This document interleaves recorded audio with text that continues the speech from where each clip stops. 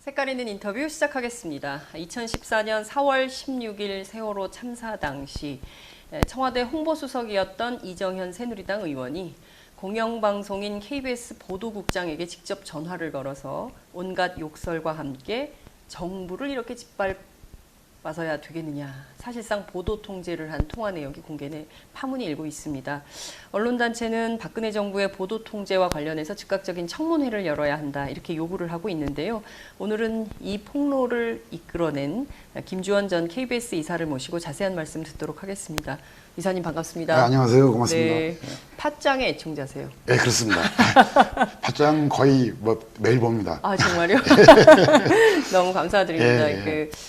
사실 김 이사님은 저희 언론인들한테, 기자들한테는 굉장히 저명한 분이세요. 저명하긴요. 세월만 오래 지났죠. 정말 오랫동안 현장을 함께 뛴 선배신데요. 예. 무엇보다도 1986년 전두환 예. 정권의 보도 지침을 예. 가장 먼저 국민들에게 알린 첫 번째 기자이십니다. 당시 보도 지침 때문에 국가보안법, 국가모독죄 감옥 가셨죠? 그때 당시가 벌써 30년, 딱 올해 30년 됐으니까 네. 이제 그걸 기억한다는 것이 좀 쑥스럽긴 합니다만은 네. 그 86년 당시 보도 말씀드린 대로 국가보안법상의 국가기밀누설죄 그리고 또 외교상 기밀누설죄 그리고 외신자를 상대로 해서 기자회견이 했다는 이유로 해가지고 국가모독죄 그리고 또 한 가지가 이제 집회 시위를 했다고 집회 시위에 관한 법률 위반 뭐 그런 여러 가지 제목으로 해서 구속이 됐다가 재판을 받았고 1심에서는 집행유예 판결로 해가지고 6개월 만에 출소를 했습니다. 그러고 난 뒤에 한 9년 동안 정권이 한 세 번째 바뀌고 난 뒤에야 95년도죠. 95년도에야 대법원에서 이제 무죄 판결을 확정받았고요. 뭐 다른 얘기입니다만은 최근에 보도지침을 모티브로 한 연극이 만들어져가지고 대학로에서 한 3개월 동안 공연이 됐어요. 그것도 제가 알기로는 좋은 평가를 받았던 걸로 알고 있고요. 그것이 올해뿐이 아니고 이제 내년에 다시 또 재공연을 목표로 하고 있다라는 그런 얘기까지 들었습니다. 30년 전에 있었던 보도지침 사건 지금도 아마 생생하게 기억을 하고 계실 텐데요. 어제 비슷한 사건이 또 폭로가 됐습니다. 바로 그 2014년 모든 국민들이 정말 가슴 아프게 기억하고 있는 세월호 참사. 이 세월호 참사 당시 홍보수석이었던 청와대 홍보수석이었던 이정현 새누리당 의원이 당시 보도국장이었던 KBS 김시곤 국장에게 직접 전화를 걸어서 이건 뭐 육두문자도 유만 육두문자라는 게 욕설이죠. 욕설을 그냥 막 퍼부으면서 이 사실상 참 이게 뭐 보도하지 말라 이런 사실 업무상 지시에 해당하는 발언이 굉장히 많이 나왔습니다. 자 우선 이 처음에 이 그 녹음 파일을 처음 딱 들으셨을 때 어떤 생각이 가장 먼저 드셨어요? 이거는 과거의 보도지침을 일단 상기한 건 첫 번째 사실이고요. 보도지침일 때도 그 당시에 보도국 우리 신문사 같은 경우에는 이제 편집국 부국장이 그걸 토대로 받아가지고 유선으로 전화를 받아가지고 그거를 기록을 해놓은 건데요. 그때만 하더라도 이런 식의 무슨 뭐라 그럴까 윽박지르거나 협박을 하거나 뭐 그런 식의 형태까지는 가지 않더라도 물론 그냥 단순한 뭐 지시사항이 있겠죠. 뭐 하지 말 것, 뭐 지시할 것, 이 기사는 뭐 크게 키울 것, 제목은 뭐 이렇게 뽑을 것, 뭐 그런 식의 전단에 지시어는 들어갔을지언정 협박하거나 윽박지르는 형태는 아니었던 걸로 알고 있는데. 30년 전에도. 그렇죠. 근데 뭐 그 당시에는 그 위에서 지시하면 그대로 따를 수밖에 없으니까 이제 그런 부분이 있었다고 생각을 합니다만은 어제 그 녹취록, 그 공개된 녹취록을 처음 들었을 때 그때만 하더라도 야 이거는 그 한 나라의 그 민주국가의 그 홍보수석, 청와대 그 수석비서관이라는 사람이 대통령을 보좌하는 수석비서관이라는 사람이 이런 식의 그 모독적인 언사 또는 윽박지르기도 하고 하소연도 하고 한숨도 쉬고 뭐 여러 가지가 있습니다만 그런 형태로 보도국장한테 공영방송의 보도국장한테 그렇게까지 막말할 수 있는가라는 참 어떻게 보면은 좀 하나의 뭐 요새 말로 하면 우프다 그러죠. 웃기지만 싶은 뭐 그런 느낌이 들었고요. 그 과거에 있었던 그런 보도이침이 현재는 이런 식으로 개인 간의 은밀한 그 전화 통화를 해서도 지속적으로 이루어지고 있다라는 그런 의심은 있었지만 그런 확실한 증거를 보게 됐다라는 생각을 했습니다. 그 처음에 이걸 언제 처음 들으셨어요? 지금 제가 이제 그 이야기를 하기 전에 김시국 국장하고 인연 관계나 그런 쪽을 좀 설명을 해야지 그 얘기가 좀 나올 것 같은데요. 김시국 국장을 알게 되면 제가 2년 전이니까 그 당시에 KBS 이사 시절이었고요. KBS 이사 시절이었고 KBS 이사가 이제 좀 뭐 야당 추천 몫으로 해서 들어갔었습니다만 그 당시에 이제 김시국 국장의 발언이 문제가 돼가지고 세월호 보도 문제에 대해서 KBS 기자들이 들고 일어났지 않습니까? 그걸 토대로 해서 그 기란영 사장을 해임 요청하는 과정까지 이루게 됐고요. 그 과정에서 사장이나 이정현 청와대 당시 수석이죠. 수석의 보도 개입했다라는 것 같더니 폭로를 하고 그것 때문에 자기가 사퇴 압력을 받았고 그러지 않았습니까? 네, 맞아요. 그런 과정 속에서 우리 야당 추천 이사들이 중심이 돼서 그 기란영 사장에 대한 해임 요청을 밀어붙이게 된 거죠. 그 과정을 통해서 이제 김시국 국장을 접촉을 하게 됐고 김시국 국장을 그 당시에 이제 알다가 그 뒤에 사장이 바뀌고 그러면서 이제 김시국 국장이 정직을 당하게 됩니다.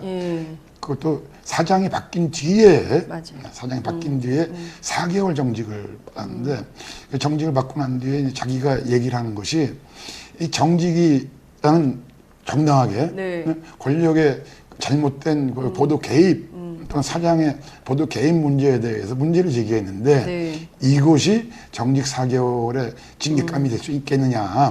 나는 어떤 의미에서 의로운 그 내부 고발자 역할을 한 것인데 정직은 좀 너무 가혹한 거 아니냐 해가지고 정직 무효 소송을 제기를 했습니다.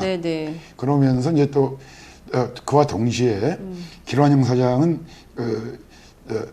해임 제청이 무효다.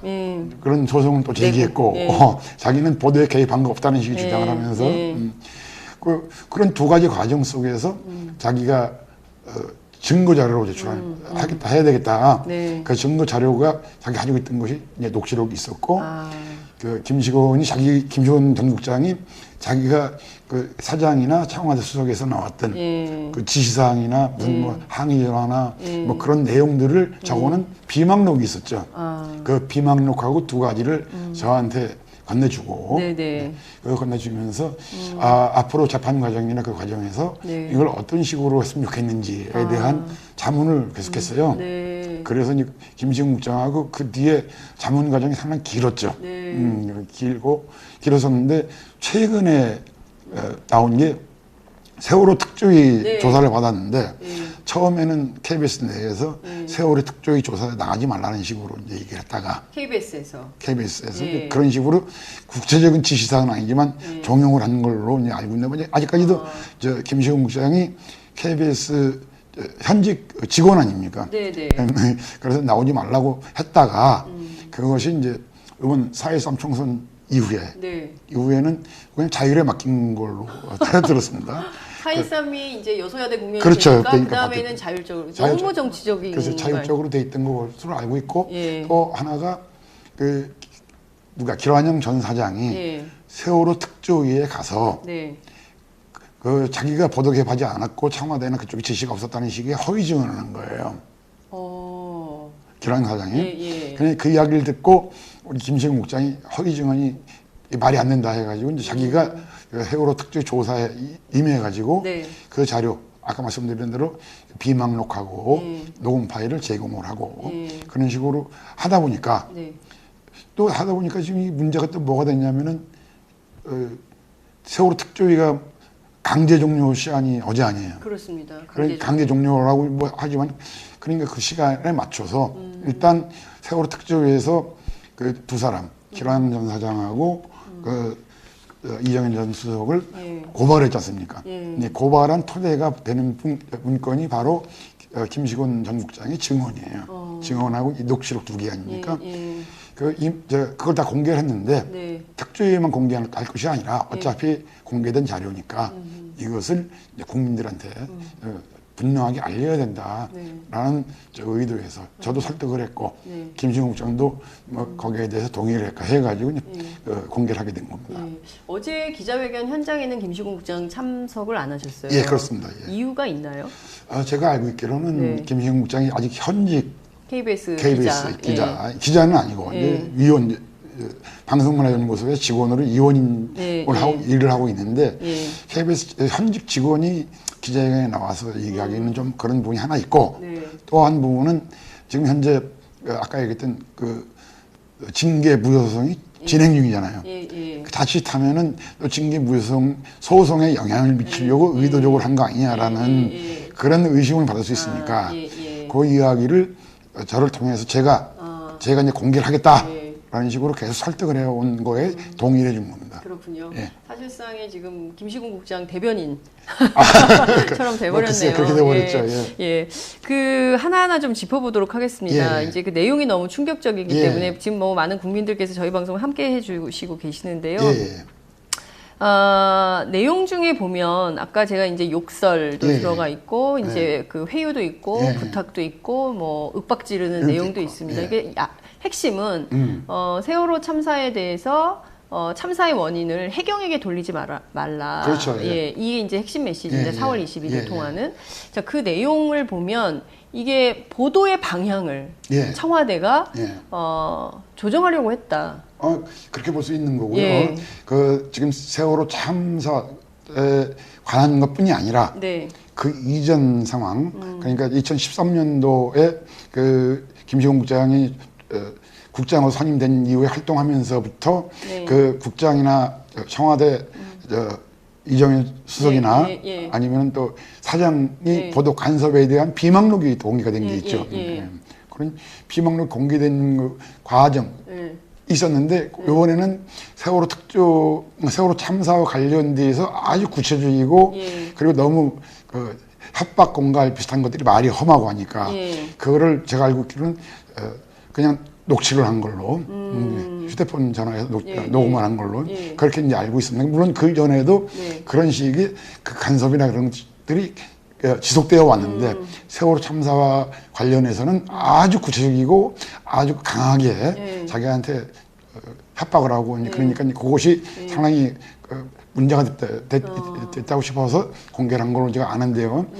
잘 아시는 얘기처럼 세월호 참사와 관련해서 그 당시에 첫 번째 그 녹음 파일이 속에 들어가 있는 내용들은 그 당시에 그 전에 뭐 선장이나 선원들의 잘못된 부분 잘못은 이미 다 방송이나 그쪽이 다 지적이 됐던 거고 그렇죠. 그런 뒤에 이제 해경이 제대로 구조 활동에 나서지 못했다라는 그렇죠. 부분들을 지적하는 기사가 한 8꼭지 정도로 보도를 했던 걸로 알고 있는데 KBS에서 그렇죠. KBS에서 보도를 했는데 그 보도에 대해서 이정현 전 수석이 해경 책임으로 돌리지 말아라. 이거는 녹음 파일 내용이 다 나오지만 그거는 그 선원들이나 그 사람들이 잘못이 분명히 드러났고 해경의 잘못은 앞으로 조사 과정에서 드러날 텐데 그걸 왜 그렇게 해경 잘못으로만 돌리려고 하느냐. 말하자면 어떤 의미에서 본다면 정부 책임이 아니고 이거는 그 청해진 해운의 선장하고 세월호의 선장하고 선원들 잘못인데 왜 정부 책임으로 돌리냐라는 식의 그런 의도가 담긴 보도의 지시사항이 아니었느냐 이렇게 생각합니다. 그러니까 핵심적으로는 정부 책임이 아니고 세월호 그렇죠. 선장 그리고 또 청해진 해운 이 회사로 타깃을 맞춰가지고 그렇죠. 보도를 해야지 왜 자꾸 해경 탓으로 하느냐. 그렇죠. 구조 골든타임을 놓쳤다 이런 비판에 대해서 KBS가 보도하면 이게 정부를 안 도와주는 거다. 그렇죠. 이런 식의 이제 입장을 표명을 한 것인데요. 그 앞서 지적해 주신 내용 잠깐 짚고 넘어갈게요. 이게 보면 세월호 참사를 계기로 해서 이게 증폭된 측면은 있지만 김시곤 국장이 그 KBS 보도국장으로 선임된 이후로 줄곧 청와대로부터 그런 전화를 받아왔다. 그렇죠. 모든 사안에 대해서. 그래서 모든 사안일지 모르겠지만 이제 요번에 녹음 파일과 함께 공개된 네. 그 비망록. 비망록이 있어요. 예. 비망록에 그런 내용들이 자세하게 나오죠. 그리고 이제 그런 비망록들이 요번에 공개된 거는 그 이전 거지만 네. 재판 과정, 아까 말씀드린 그 재판 과정에서 그런 비망록들이 몇 차례 공개가 된 적이 있습니다. 네. 그렇군요. 네. 지금 이 문제들도 함께 이제 묶어서 이따 예. 얘기를 좀 해봐야 될 것 같은데요. 예. 어찌됐든 정부는 끊임없이 공영방송인 KBS 보도국장의 전화를 역할을 해서, 예. 전화를 해서 자기 역할을 못하도록 종용한 측면, 예, 예. 책임. 그러니까 말하자면 이제 그 중에서 비망록에서 가장 눈에 띄는 것이 네. 그 윤창중 전 수석이 예. 홍보수석이 윤 대변인이죠. 대변인이죠. 윤 예. 전 대변인이 예. 그 미국에 가 있을 예. 때 성추행 사건이 그렇죠. 일으켰다는 거에 예. 대해서 그 보도하지 말라. 그런 얘기 하나 있었고 예. 또 하나 박근혜 정부 초기에 있었던 것이 이제 댓글 사건이 예. 수사가 그렇습니다. 진행됐었는데 예. 댓글 사건에 대한 보도를 하지 말아라. 예. 라는 그런 식의 하거나 지시하는 과정들이 그 비망록에 담겨 있었던 거죠. 지금 보면 그 한국 사회의 모든 현안 그리고 예. 역사의 고비마다 청와대가 나서서 공영방송인 KBS의 보도 방향을 예. 경우에 따라서는 바꾸거나 예. 경우에 따라서는 없는 걸로 만들거나 예. 뭐 이런 식으로 해왔다라는 것이 이번에 김시곤 국장의 비망록 비망록. 나온 거죠. 그런데 예. 그 중에서 또 좀 재미난 부분이 네. 저 대통령의 동정이나 그런 보도는 그 20분 이전에 다 보도해라라는 그런 뉴스 시작하기. 아니 이게 그토록 1980년대 땡전 뉴스 하고 비슷한 스타일이죠. 이게 참 이런 그 국정 운영을 해온 거잖아요. 그렇죠. 청와대가 20분 대통령의 동정은 20분 전에. 그러니까 사람들이 9시 뉴스 딱 키고 빨리 중요한 것부터 빨리 이제 다뤄야 되는데 그 그렇죠. 안에 대통령의 동정을 다 소화해라. 그렇죠. 이런 요구가 있었던 건데요. 예. 저희가 지금 이 문제를 웃으면서 얘기를 하고 있지만 예. 이 참담한 현실을 과연 우리 국민들이 어떻게 보고 판단하실지 예. 이제 함께 고민을 좀 해봐야 될 것 같은데요. 예.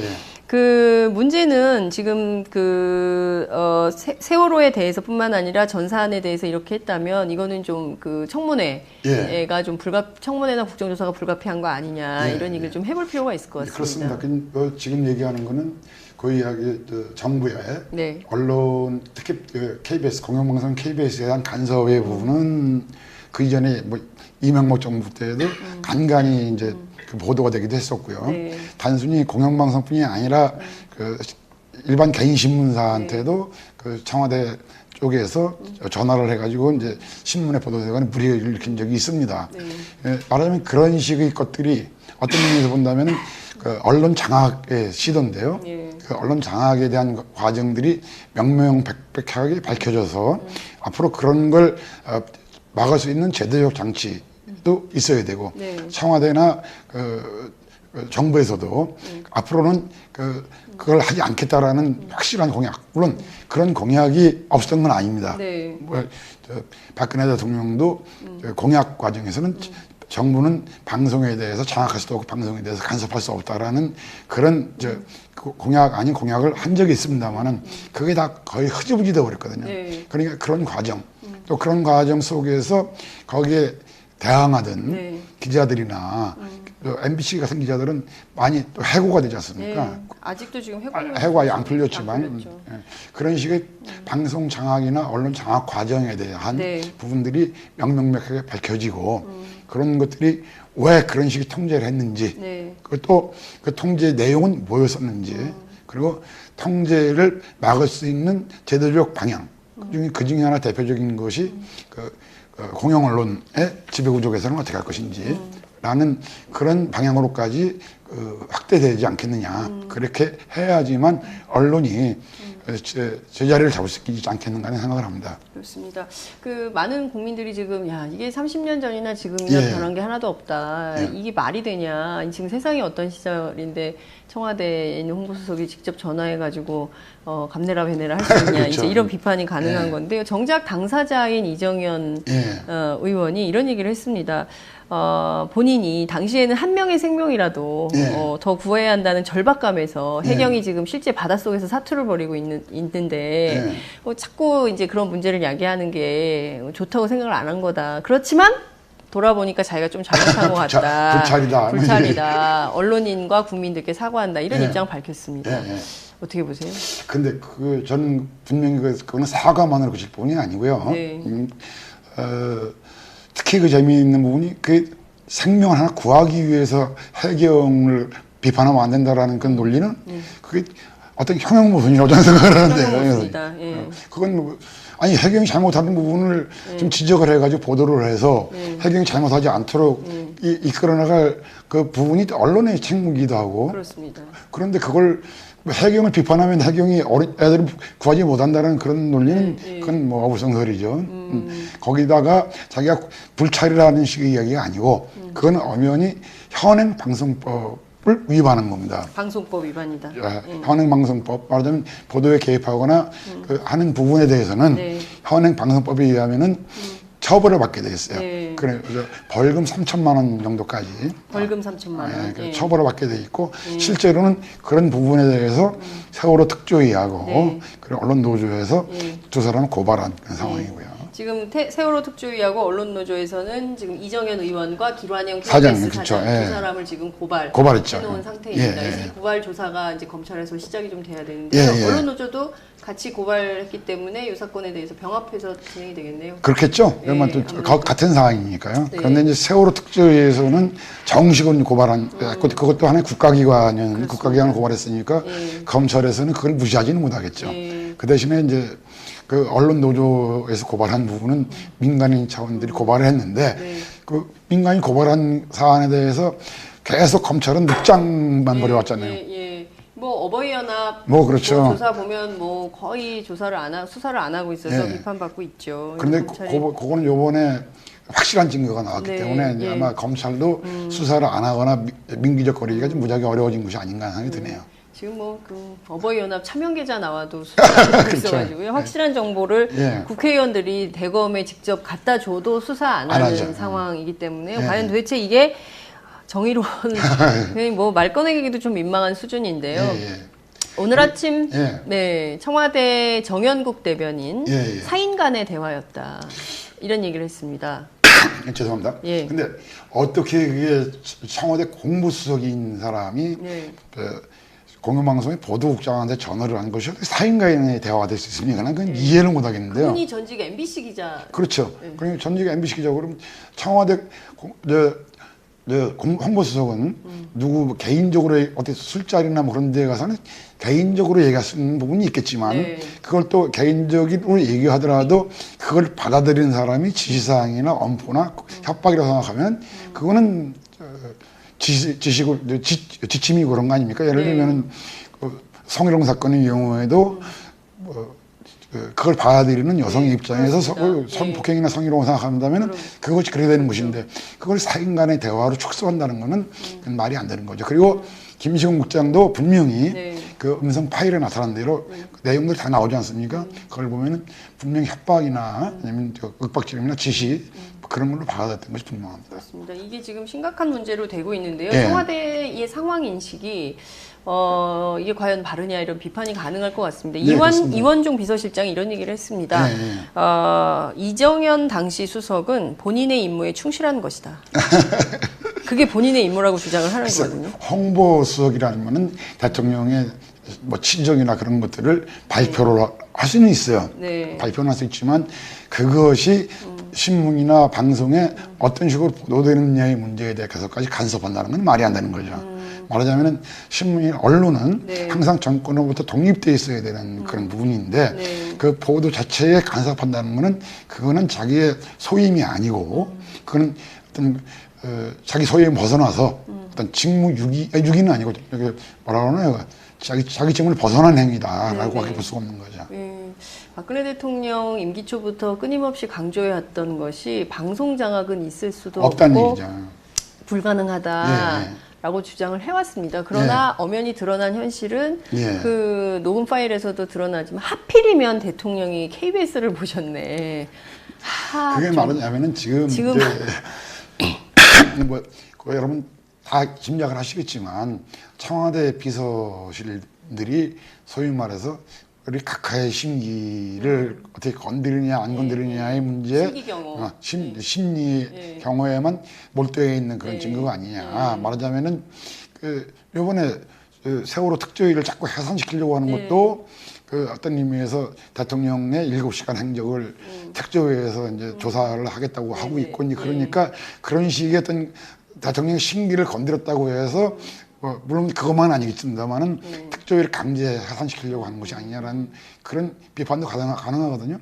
그와 똑같은 맥락에서 그 대통령을 비판하는 보도에 대해서 국민을 상하지 않고 국민보다는 대통령의 심리가 우선인 그런 형태의 행태를 보이는 것이 아니냐 그렇게 생각합니다. 그렇군요. 지금 나온 이 충격적인 녹음 파일에 대해서 물론 이제 검찰도 수사를 해야 되겠지만 국회 차원에서도 청문회나 또 국정조사 필요하다면 이런 절차를 밟아야 될 것 같은데요. 가장 중요한 거는 현장에 있는 기자들의 목소리인 것 같습니다.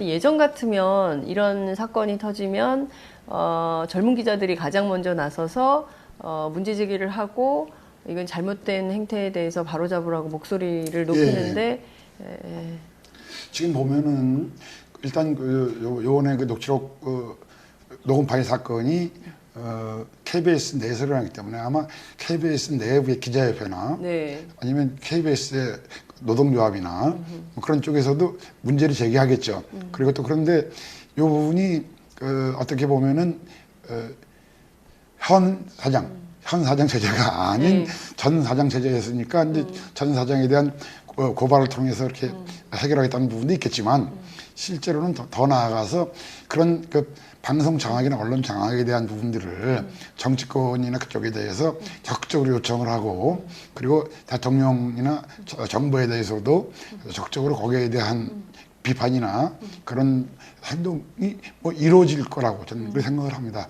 단순히 끝나는 것이 아니고 그리고 이번에 기자회견도 그 언론 시민단체하고 그 언론 노조가 같이 합동으로 기자회견을 한 거 아닙니까? 그래 언론 시민단체들하고 언론 노조가 또 같이 힘을 합쳐서 그런 정치권에 대해서는 그 청문회나 국정조사를 통한 정확한 언론 장악의 실상을 밝혀내도록 하고 거기에 대한 재발 대책을 법과 제도를 통해서 개선할 수 있도록 그렇게 만들어야 된다고 생각합니다. 지금 보면 언론 노조, 언론 시민단체를 통해서 이렇게 진실이 드러날 수 있었다. 이건 굉장히 중요한 포인트인 것 같고요. 또 하나 중요한 것은 우리가 이렇게 미디어를 통해서 진실을 접하긴 합니다만 굉장히 중요한 그릇 중에 하나가 이 모바일 시대가 됐기 때문에 또 국민의 48%가 스마트폰으로 이제 뉴스를 접하는 그렇습니다. 시대가 됐습니다. 그런데 가장 큰 포털인 네이버에는 지금 이 기사가 주요 지면에 안 올라가 있다고요? 안 올라가 있어요. 물론 이제 다음은 주요 지면에 올라가 있습니다. 근데 뉴스의 메인에 네이버에 가면은 없거든요. 이런 현실도 역시 네이버조차도 KBS처럼 뭐 그 전에 나왔던 것처럼 누구야 이명박 정부 시절에 포털은 장악됐다, 됐다는 그런 식의 이야기를 한 적이 있을 만큼 또 눈치를 보는 부분이 있는 건 아닌가 생각이 들고 그리고 네이버의 뉴스캐스트인가 거기에도 또 무슨 기존 언론사의 간부들이나 그 사람들 언론의 출신들이 중심이 돼가지고 주요 언론 출신들이 중심이 돼가지고 또 위원회를 만들어가지고 그걸 하고 있으니까 막 그런 식의 입김들이 많이 작용한 것이 아닌가 생각했는데 그거는 어떻게 본다면은 그 사람들이 좀 사안의 본질이나 사안의 진실됨을 제대로 파악하지 못했기 때문이 아닌가 생각이 드네요. 그래서 그런 부분도 좀 바뀌어야 될 부분 중에 하나다. 앞으로 단순히 그 언론, 그러니까 방송이나 신문 그쪽뿐이 아니고 인터넷 매체나 포털까지도 포함하는 그런 형태의 그 언론 장악이나 그런 쪽에 대한 조사도 함께 이루어져야 되지 않겠는가 생각이 드네요. 윤창중 기사는 축소해라. 그리고 국정원 댓글 개입 사건은 다루지 말아라. 대통령의 그 동정은 보도 후 시작 후 20분 안에 다 소화해라. 그리고 세월호 참사처럼 끔찍한 사건에 대해서도 타깃을 정부 해경으로 돌리지 마라. 뭐 이런 등등의 것들을 놓고 보면 여전히 우리는 30년 전의 언론 상황과 다를 바 없다. 이렇게 볼 수밖에 없는데요. 그렇게 보이고 이제 그런 쪽에 대해서 그런 식의 언론 상황에 대해서 초기에 많은 기자들이 젊은 기자들이 대항을 하다가 이제 해직당하기도 하고 또 노조가 생기는 파업을 하다가 징계를 당하기도 하고 제가 알고 있기로는 그 이명박 정부 이후 현재까지 해고된 기자가 언론인이 19명 정도 되는 것 같고요. 물론 그 19명이라는 해고된 기자들이 우리 전체 일반 그 해고 피해자들에 비해서는 그래도 적은 편이지만 그렇고 또 그 외에 정직이나 무슨 징계해가지고 된 기자들이 제가 알기로는 한 수백 명에 이르는 걸로 알고 있습니다. 그런 식의 것들을 통해서 어떤 의미에서 기자들을 통제하려고 하는데 그런 통제됐던 그 상황에 대한 것들을 명명백백하게 밝혀가지고 그 사람들을 복원시켜주는 작업도 하나의 그 중요한 과제가 아닌가 그렇게 봅니다. 예, 그 국민들께서 지금까지 봐왔던 KBS나 MBC 혹은 주요 언론의 보도가 결국 청와대 입김에 의해서 좌우됐다면, 그러니까 이게 지금 김시곤 국장에게만 전화했겠냐라는 의혹도 가능한 것 같습니다. 때는 지금 KBS 뭐 제가 KBS 이사를 했으니까 KBS 쪽에서 얘기를 한다면은 이명박 정부 시절에는 정확하게 파악하기는 어렵습니다만 특히 그 박근혜 정부 들어서서 어떻게 보면은 낙하산이라고 흔히들 얘기하지만 낙하산에 의해서 들어온 사장들이 그 KBS 프로그램에 대해서 엄청난 제재를 가합니다. 그래서 지금 KBS에서 그 이전에 노무현 정부 때까지의 그 정현주 사장 시절 그때까지 있었던 많은 시사 프로그램이나 그런 것들을 다 없애버리고요.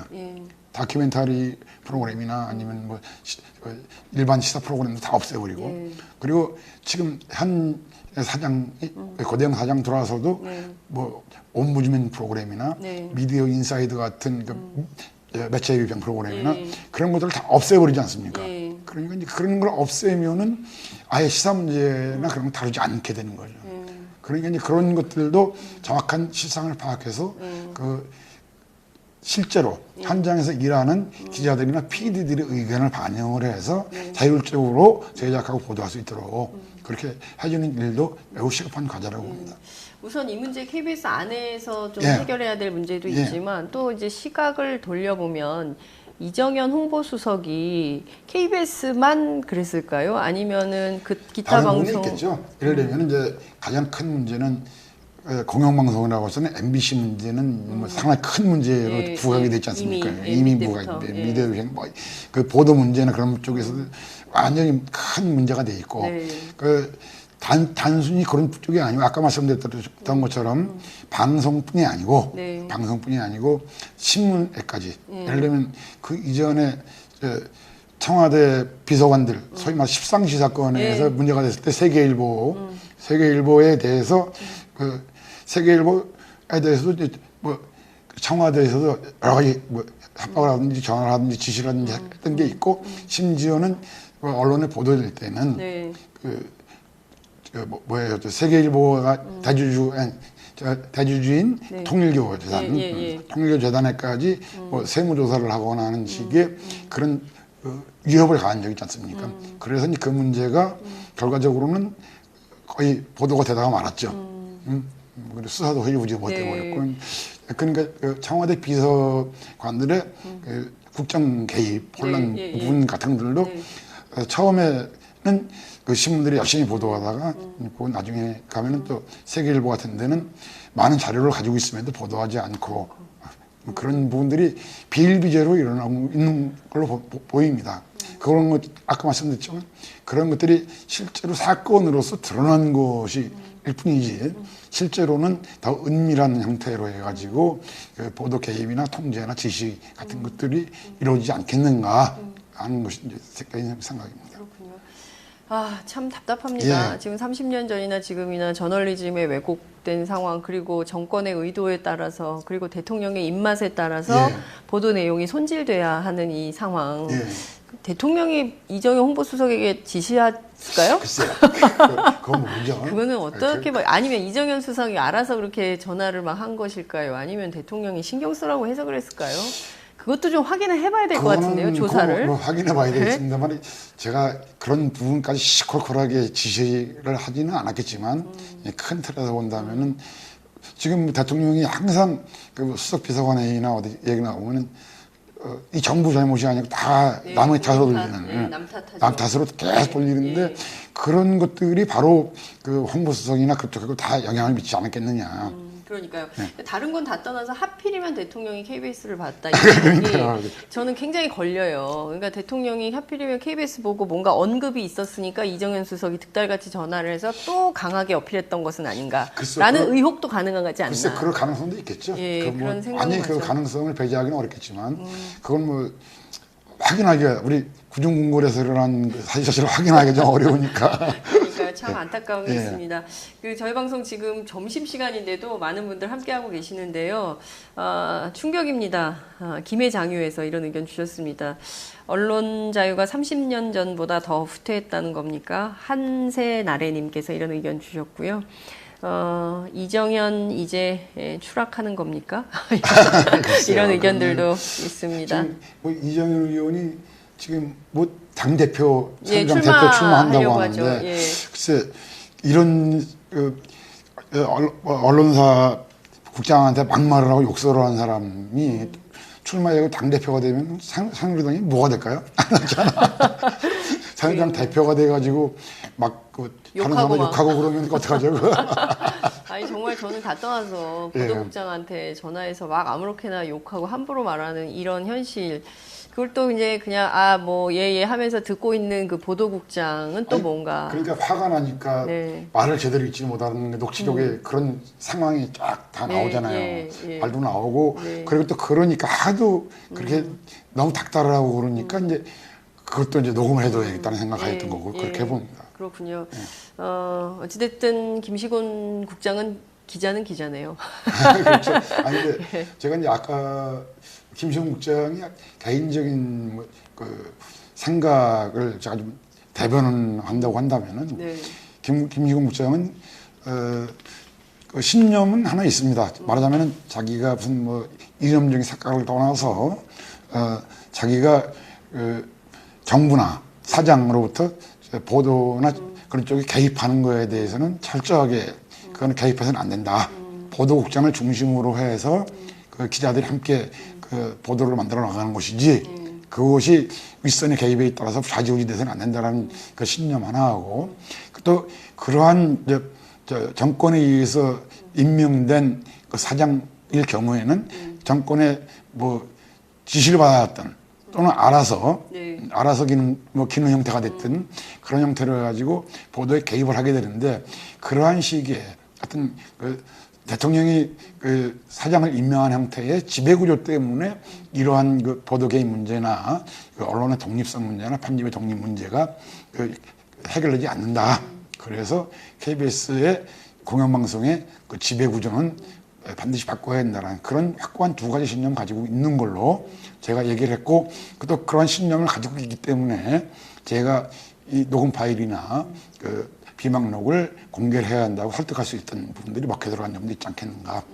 그렇군요. 예. 네, 어찌됐든 뭐 제도 개선 굉장히 중요한데 당면한 이 문제는 이 문제대로 청문회 절차를 통해서 사실관계를 명명백백하게 밝혀야 밝히고 되죠. 위반된 방송법 위반 사실에 대해서는 엄벌을 해야죠. 해야 되는 거 아닌가라는 네, 생각이 그렇습니다. 좀 듭니다. 지배구조 개선이 좀 되면 공영방송의 지배구조 개선이 되면 청와대에서 이렇게 전화 오는 일은 사라질까요? 글쎄요. 많이 사라지는 않겠지만은 그 사장이 그래도 그 낙하산 사장으로 해서 지명돼 가지고 아닌 사장이라면은 방송의 독립을 위해서 위에서 지시가 내려오든 전화가 오든 간에 그걸 거절할 수 있는 힘이 생기겠죠. 네. 자, 이 문제에 대해서 야당에서는 대통령이 직접 해명해야 된다. 그리고 예. 대국민 사과도 해야 된다. 이런 예. 주장을 하고 있습니다. 예. 말로만 듣던 보도 통제, 예. 사실로 드러났다. 예. 적극적으로 공세하고 있는데요. 야당이 어떤 역할을 해야 될까요? 글쎄, 제가 생각할 때는 말로만 해서는 안 될 것 같고 말로만 해서는 안 돼요. 말로만 해서도 안 될 거고 예. 직접적인 뭐 청문회 과정이나 아니면 국정조사 과정을 통해서 진실을 밝히면서 같이 해야 될 필요가 있다는 생각이 들고 또 한 가지가 지금 현재 그 야당들이 중심이 돼가지고 TF팀 하나 꾸려진 게 있죠. 공영방송 쪽에 예. 연구 모임인가요? 네. 연구 모임 하나 꾸려져 있는데 그 연구 모임에서 그냥 연구만 하는 걸로 끝나는 것이 아니라 지금까지 공영 언론의 지배구조 문제나 그 편집 자율성, 제작의 자율성 문제나 그런 쪽에 대해서는 논의된 것들이 많이 있습니다. 네. 그걸 토대로 해서 제도적으로 입법화하는 과정이 시급하게 이루어져야 되지 않겠는가 생각합니다. 아예 이기회 이런 건 어떨까요? 청와대 수석 이상은 예. 공영방송 보도국장 또는 편집국장한테 전화 금지. 예? 아예 그냥 예? 이런 걸 해버리지 않으면 이런 행태가 물론 이게 문제가 있습니다. 이게 소통을 해야 되기 때문에 그거는 뭐 도저히 있을 수 없는 일인데요. 제가 이제 농담 삼아 농반 진반으로 답답한 신경 토론을 한 것입니다. 아예 그러면 그 사람들 전화번호에서는 그 보도국장이나 그 사장한테 전화할 수 없도록 전화를 갖다 금지시키는 방법도 있지 않겠어요? 그런 것도 있겠죠. 하여튼 그 가장 중요한 포인트는 기자들이 진실을 보도할 수 있고 문제를 문제라고 사실을 사실이라고 보도할 수 있는 언론 환경이 마련돼야 된다는 그렇죠. 점입니다. 가장 중요한 이야기는 이번에 그 김식원 전 국장의 녹음 파일하고 비망록 공개 기자회견 내용이 네. KBS는 아예 전혀 보도가 안 됐습니다. 9시 뉴스에서. 그러니까요. 그게 말이 되는 겁니까? 자기들이 뭐 잘못을 자기 스스로 좀 알아서 뭐 국민한테 알리고 과거엔 이런 일을 했으니까 앞으로는 이러지 않겠다는 식의 뭐 사과를 한다든지 아니면 다짐을 한다든지 그런 부분이 있어야 되는데 그런 부분조차도 없이 그냥 두루뭉술하게 넘어가려고 하는 그런 의도가 보인다는 게 좀 잘못이라고 봅니다.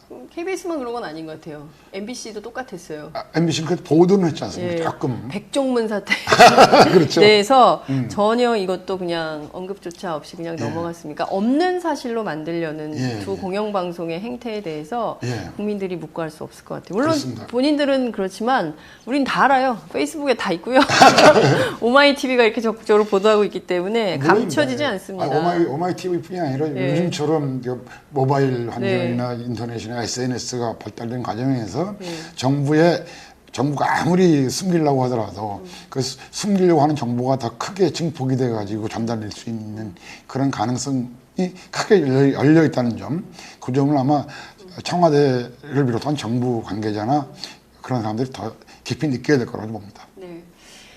30년 전 보도지침 특종했던 김주원 기자가 이제는 머리가 하얘지셨고요.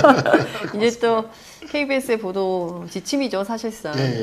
보도 통제, 보도 지침 사건을 또 한 번 폭로하는 그러니까 현장을 뛰는 기자세요. 기자는. 그게 아니고 제가 분명히 말씀드리지만은 제가 요번에 그걸 폭로하거나 공개한 건 아니고 주인공은 우리 김식훈 전 국장이 주인공인데 제가 이런 쪽에 나와서 인터뷰를 해야 되는 것이 과연 주인공이 아닌데 옳은 것인지에 대해서도 많이 생각을 했습니다만은 우리 김식훈 국장이 여러 가지 사정으로 해가서 자기가 적극 나서지 못하는 상황에서라면은 김식훈 국장이 지금까지 가지고 있던 이야기나 또 김식훈 국장이 이러한 뭐 보도지침 파일이라고 얘기하죠. 뭐 그런 걸 공개하기로 결심한 과정이나 그런 것들은 분명하게 제가 대변을 해야 한다는 생각에서 인터뷰에 응하게 됐습니다. 네. 한 가지 궁금한 것은 이런 겁니다. 김식훈 국장이 만약에 이 문제가 있었을 당시에 이 내용을 그냥 즉각적으로 알렸다면 어땠을까? 그 당시에 얘기했던 부분이 그 당시에 이제 기란영 사장하고 누구야 이정현 홍보수석의 보도 개입이 있었다. 그 사실이 있었고 그 중에서 자기가 가지고 있던 파일 중에 일부를 공개했죠. 공개를 해가지고 그 부분이 KBS 기자협회를 중심으로 해서 진상조사위원회가 열려가지고 그 KBS 기자들이 진상조사위원회를 꾸려서 진상조사 보고서까지 낸 적이 있습니다. 그 당시에는 지금 녹음 파일이나 이런 것까지 세세하게 다 공개한 건 아니고 일부는 공개가 됐던 부분이 있죠. 그러니까 이제 그런 부분들이 그 당시 한꺼번에 공개하는 것보다 두고 이제 보면서 공개를 하게 된 그런 거라고 생각하시면 될 겁니다. 그렇군요. 일종의 이제 전략적 판단. 물론 그런 것도 있죠. 따라서 일보 쓰고 2보, 3보 종합하는 이런 방식으로 기사를 쓰고 있다. 그 오마이뉴스도 그렇지 않나? 모든 기자가 그렇죠. 예. 알겠습니다. 앞으로 이어질 김시곤 전 국장의 기사 또 어떤 것들이 나올지 저희가 지켜보도록 하겠습니다. 끝으로 한 말씀 부탁드릴게요. 이번 사건이 갖는 의미. 그래서 이번 아까 우리 진행자 사회자께서 말씀하신 부분이 30년 사건이 다시 재현되는 거 아니냐라는 식의 말씀을 전해주셨는데 지금 어떻게 보면은 30년 전보다도 저는 그 과거 박정희 시대의 유신 시절로 다시 되돌아가려고 하는 것이 아닌가. 이 보도의침 사건이라는 것이 실제로는 86년 전두환 정권 때만 있었던 걸로 생각하기 쉬운데 실제로는 유신 시절 때부터 그 당시에 이제 그 당시에 중앙정부 요원들이 직접적으로 각 신문사의 방송의 편집국이나 보도국에 상주하면서 보도의침을 지시하고 내려오고 그랬거든요. 그러니까 그 당시에 72년도죠? 예. 72년도 유신 시절로 들어갔으니까 지금 몇 년이 되는 겁니까, 이제? 과거로 무한히. 그러니까 말하자면은 어떤 의미에서 본다면은 우리 대통령 아버지 시절로 다시 거꾸로 되돌려 가는 것이 아닌가 하는 그런 생각을 가지고 봅니다. 그래서 앞으로 그런 것들을 바꾸기 위해서는 뭐 대통령이 그렇게 바뀌기를 바라는 거는 어렵다고 보고 우리 깨어있는 시민들이 좀 행동에 옮기거나 같이 여론을 모아주시거나 그리고 또 그거를 제도 개선이나 언론 자유를 위해서 활동하는 기자들이나 그쪽을 지원해요. 특히 오마이뉴스처럼 언론 자유나 그 민주주의 회복을 위해서 노력하는 그 언론사에 끊임없는 상원과 지지를 보내주셔야 된다고 저는 생각합니다. 선배 고맙습니다. 예, 정말 오늘 말씀 잘 들었고요. 예. 좀 저희 팟짱도 오마이뉴스도 이 진실을 밝히고 정말 그 왜곡된 사실이 보도되지 않도록 더 노력하는 기자들이 되겠습니다. 예. 오늘 말씀 잘 들었습니다. 고맙습니다. 고맙습니다. 예.